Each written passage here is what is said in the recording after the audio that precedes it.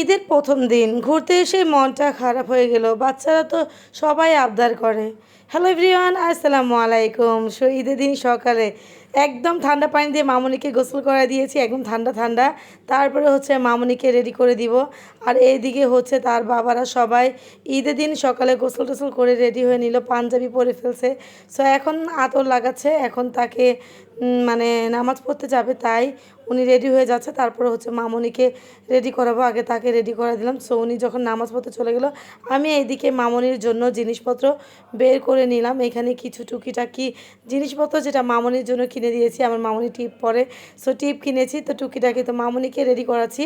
So এই জামাটা কিন্তু মামুনির নানু দিয়েছে, বলতেছে আমার নাতিনকে সকালে রেড রেড পরাবি। সো যাই হোক, আলহামদুলিল্লাহ খুবই পিটি লাগতেছে, সবাই মাশাআল্লাহ বলবেন।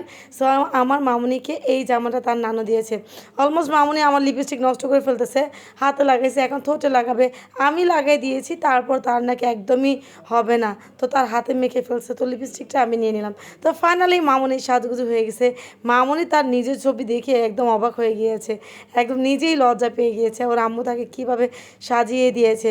তো অলমোস্ট নামাজ পড়ে এখানে আমার আব্বু, আমার ভাতিজা সবাই চলে আসে। আমার ভাতিজা এখানে সালাম দিচ্ছে আমাকে, আমার নাবিল আমাকে সালাম দিচ্ছে, বলতেছে আম্মু সালাম দিয়েছি, আমাকে কিন্তু সালামি দিতে হবে।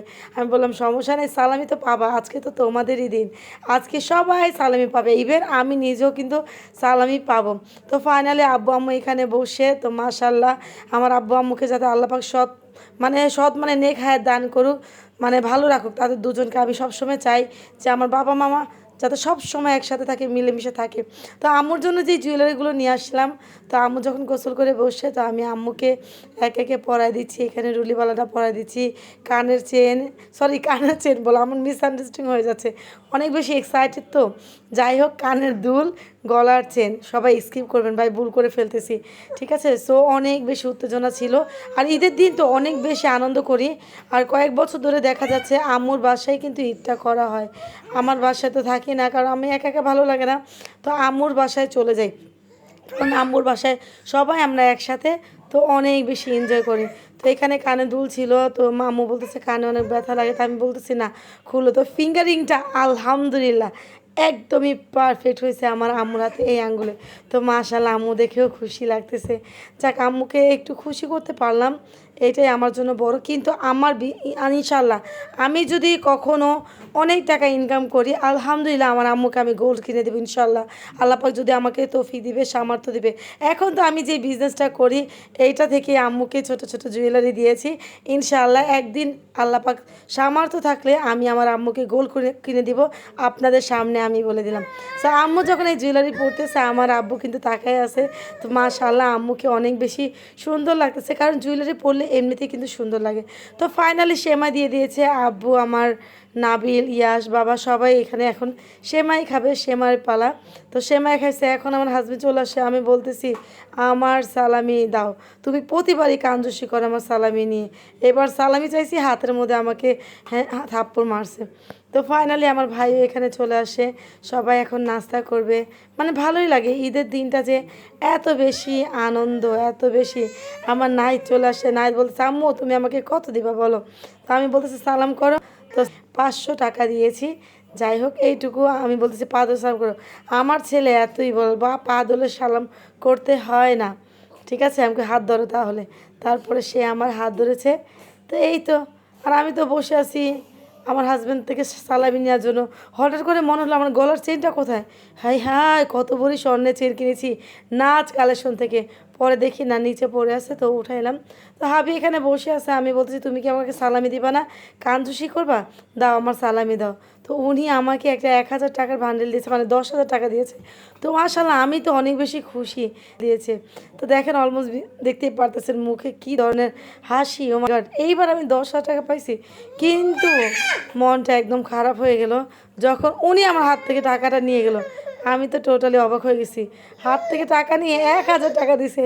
আমি নিজে অনেক অবাক হয়েছি, আমি হাসি দিয়ে দিয়েছি যে আল্লাহ এটা কী ধরনের ধোঁকাবাজ।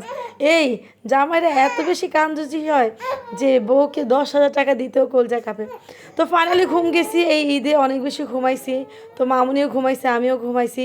তো 2টা বাজে উঠে চলে গিয়েছি আন্টির বাসায়, কারণ পাশাপাশি বাসায়, তো আমরা সবাই একসাথে খাওয়া দাওয়া করি। তো আন্টির বাসায় চলে আসি। তো এইখানে আমরা সবাই খাওয়া দাওয়া করব। আন্টি আজকে কিন্তু ভুনা খিচুড়ি রান্না করছে। আর এইদিকে আমার ছোট আন্টি আমার মেয়ের ভক্ত, এক হিসাবে দেখা যাচ্ছে আমার মেয়ের বিকল্প মা। কারণ আমার আন্টি আমার মেয়েকে অনেক ভালোবাসে, আর আমার মেয়েও আমার এই আন্টিটার জন্য অনেক পাগল। সব সময় দেখা যায় ভিডিও কলে কথা বলে, তো তার কাছে থাকে। সো অনেক বেশি মানে উত্তেজনা থাকে। কান্না করিও না মামুনি, চুপ করো, ঠিক আছে? সো অলমোস্ট মামুনি এখানে সব বাচ্চা পার্টিরা সবাই একসাথে আছেন। তো এখানে ভাইটাই সবাই ছিল, বুঝতেই পারেন জয়েন্ট ফ্যামিলি মানে ভালো। আমি কেন আমার বাসায় ছুটে চলে যাই, কারণ সেইখানে সবাই, আর আমাদের পুরান ঢাকার ঈদ সবচাইতে আনন্দের একটা মুহূর্ত। সবাই একসাথে হই হুল্লা এই সেই। সো আপনাদের সাথে তো আমি ব্লগটা শেয়ার করতেছি, কেমন লাগতেছে। সো অলমোস্ট খেতে বসে গিয়েছি আমরা। ও মাই গড, গরম গরম ভুনা খিচুড়ি গরুর মাংস দিয়ে, এত বেশি মজা ছিল আর অনেক বেশি ঝাল ঝাল ছিল। তো খেতে কিন্তু খুবই ভালো লাগছে, খুবই ইয়ামি। সো এখন ফাইনালি খাওয়া দাওয়া শেষ করে যখন আমরা বসি, তখন সবাই বলতেছে ঈদের দিন ঘোরাফেরা না করলে তো হয় না, আর তার আগে সালামি দিতে হবে। তো আমার বোনরা এখানে বসেছিল তার দুলাভাই থেকে সালামি নেওয়ার জন্য। তার দুলাভাই যে এরকম করবে, সো প্রতি বছরই উনি কিন্তু এরকম করে। সো পা দিয়ে দিয়েছে আমার বোনদের, বলতেছে পা ধরে সালাম কর, আমার খেদমত করবি, তাহলে তোদের সালামি বেশি বেশি দিব। আরে ভাই, 1 ঘন্টা করতে করতে 1 ঘন্টা আমার জামার পকেট থেকে টাকাই বের হয় না। আসলে উনি কিন্তু একদম একটা মজার মানুষ, শয়তানি করতে ভালোবাসে। তো আমার বোনদের সাথে উনি মশকরা করতেছে, টাকা বাজ করে নিছে। এখন সবাই তো কনফিউজ হয়ে গেছে কোনটায় বেশি টাকা কোনটায় কম টাকা। সো যে আগে নিতে পারবে সে তো বেশি টাকা পাবে, আর যে পরে নিবে সে তো কম টাকা পাবে। তারপরে উনি কিন্তু এইভাবে ধরে রাখছে যে দেখি কে কোনটা নেয়। তো টাকা আবার ঘুরে গেছে, আবার এলো পাথারি করে। সো টাকাটা দিয়েছে। ফাইনালি বিকেলবেলা আমরা বের হলাম বাচ্চা কাচ্চাদের নিয়ে, যাবো একটু জাদুঘরে, কারণ জাদুঘরে অনেক জিনিসপত্র আছে যেটা দেখে বাচ্চারা অনেক কিছু শিখতে পারবে, অনেক কিছু জানতে পারবে। তো ভাবলাম যে জাদুঘরে নিয়ে যাই, ছোটো বাচ্চা কাচ্চা আছে, শিক্ষণীয় বিষয়। তো আমরা যখন জাদুঘরে যাই মনটা এত বেশি খারাপ হয়ে যায়, কি বলবো। আজকের ঈদের দিন কিন্তু সেই দিকে বন্ধ ছিল, এটা কি কোনো কথা? মানে পুরো ঈদটাই যেন মাটি হয়ে গেছে। একটা জিনিস ঘোরাফেরা করলে দেখলে ভালো লাগে, বাচ্চারাও মানে ভালো লাগবে, কিন্তু বন্ধ থাকার কারণে আমাদের মনটা খারাপ হয়েছে।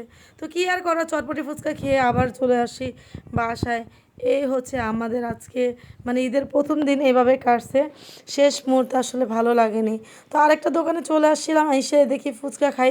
একদিকে ফুচকাও মজা না, বেলপুরিও মজা না, মানে কি যে একটা অবস্থা, শেষ মুহূর্তে ভালোই লাগেনি, মনটা একদমই ভেঙে গেল। গত বছর আমাদের সাথে এরকম হয়েছে মেলায় গিয়ে, তো এইবারও ফাইনালি এমন হয়েছে।